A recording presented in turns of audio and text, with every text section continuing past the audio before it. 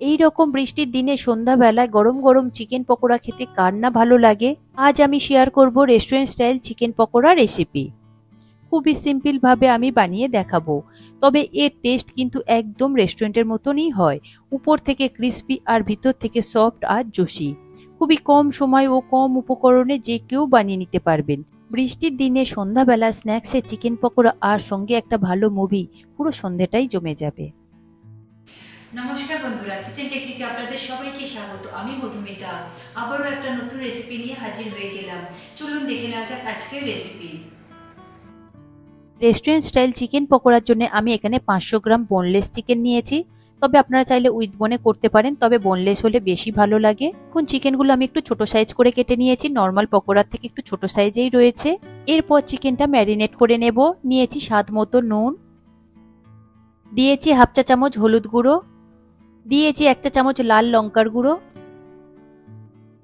দিয়েছি হাফ চা চামচ গোলমরিচ গুঁড়ো, দিয়েছি হাফ চা চামচ গরম মশলা গুঁড়ো, আর দিয়েছি মিহি করে কুচিয়ে নেওয়া 4টে কাঁচা লঙ্কা, আর দিয়েছি একটা পাতিলেবুর রস,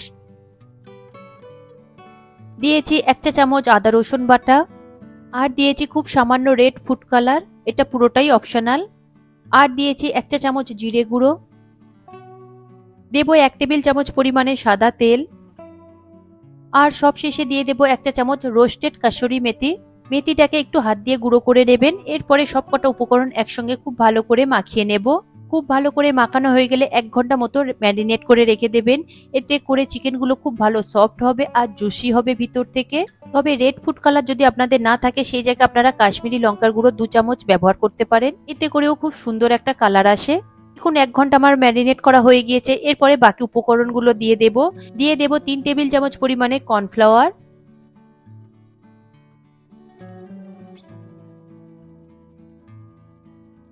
এরপর দিয়ে দেব 4 টেবিল চামচ পরিমাণে বেসন,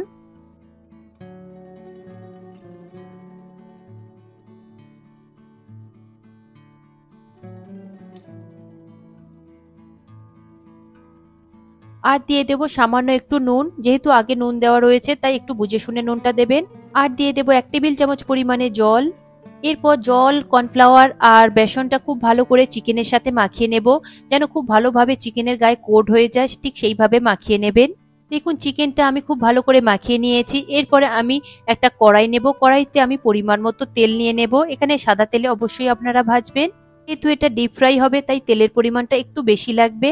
কড়াইটা গরম হয়ে গেলে তেলটা দিয়ে দেবেন পরিমাণ মতন। এরপরে তেলটাকে হাই ফ্লেমে খুব ভালো করে গরম করে নেবেন। তারপরে গ্যাসের ফ্লেমটাকে লো করে দেবেন। গ্যাসের ফ্লেমটা লো করবার পরে এরপরে একটা একটা করে চিকেনের পিসগুলো দিয়ে দেবেন। যেহেতু চিকেনের পিসগুলো একটু ছোট ছোট রয়েছে তাই একটু ছাড় করে দেবেন, তা না হলে গায়ে লেগে যেতে পারে, তারপরে ভেঙে যেতে পারে কোটগুলো।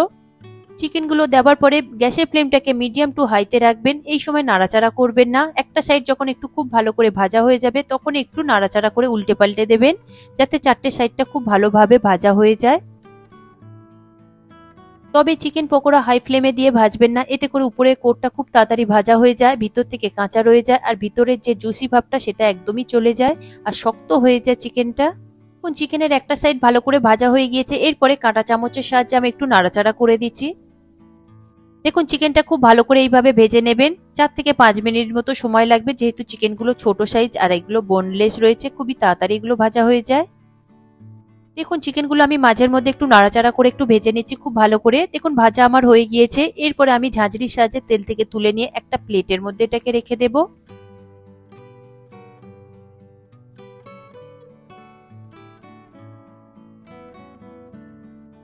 দেখুন প্রথম ব্যাচের চিকেনগুলো আমার ভাজা হয়ে গিয়েছে, আমি প্লেটের মধ্যে তুলে রেখেছি। এরপরে সেকেন্ড ব্যাচের চিকেনগুলো একই রকম ভাবে আমি ভেজে নেব।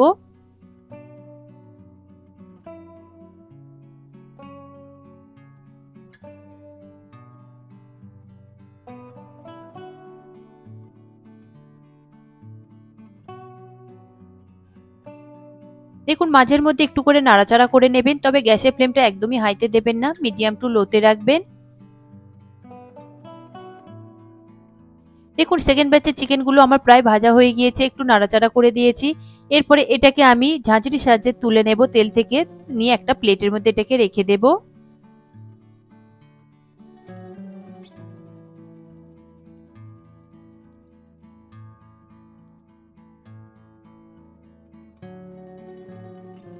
দেখুন রেডি হয়ে গিয়েছে আমার রেস্টুরেন্ট স্টাইল চিকেন পকোড়া। সমস্ত চিকেন আমার ভাজা হয়ে গিয়েছে।